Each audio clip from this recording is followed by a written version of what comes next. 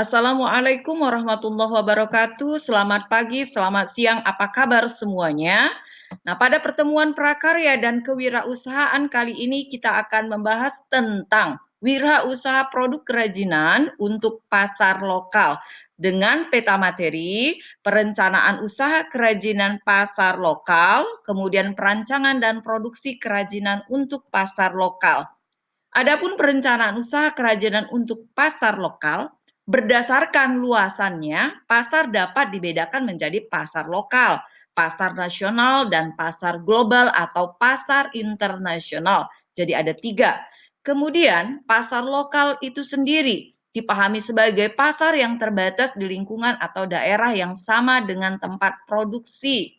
Nah, kebutuhan pasar lokal dapat diketahui dengan melakukan pengamatan terhadap pasar sasaran. Ide pengembangan produk kerajinan untuk pasar lokal juga dapat diperoleh dengan mengenali kebiasaan di daerah setempat. Nah, adapun sumber daya material, teknik, dan ide produk kerajinan, wirausaha kerajinan pasar lokal dimulai dengan melihat potensi bahan bakunya, potensi tekniknya, dan keterampilan yang ada di daerah tersebut. Faktor pertimbangan perancangan produk, kita harus dapat mempertimbangkannya antara lain penggunanya siapa, fungsinya, materialnya, tekniknya, estetisnya atau keindahannya, dan nilai ekonomisnya. Nah, selanjutnya kita masuk kepada bagian B, perancangan dan produksi kerajinan untuk pasar lokal. Yang pertama, mencari ide produk dengan cara curah pendapat. Yang kedua, rasionalisasi, mempertimbangkan produk yang akan kita buat. Kemudian yang ketiga, prototyping atau membuat studi model dengan bentuk 2 dimensi atau 3 dimensi. Yang keempat, penentuan desain akhir. Itulah perancangannya. Nah, masuk kepada produksi kerajinan untuk pasar lokal. Adapun tahapan produksi secara umum terbagi atas 4 bagian. Yang pertama, pengolahan bahan atau pembahanan. Lalu yang kedua, pembentukan. Ketiga, perakitan. Yang keempat, finishing atau penyelesaian.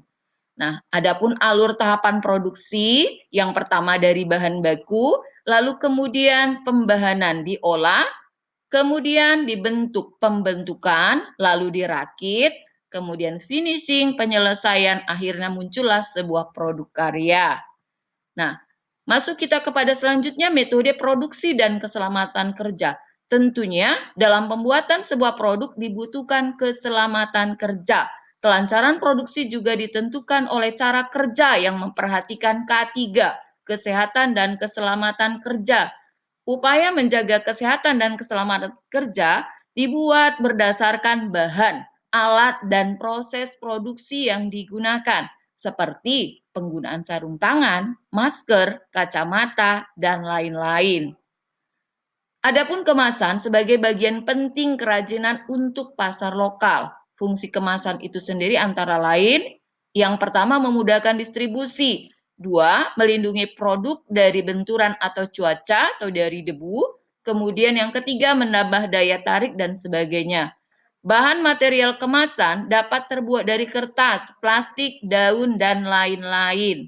Kemasan terdiri dari 3 jenis. Yang pertama, kemasan primer, yakni kemasan yang melekat pada produk itu sendiri. Dan yang kedua, kemasan sekunder.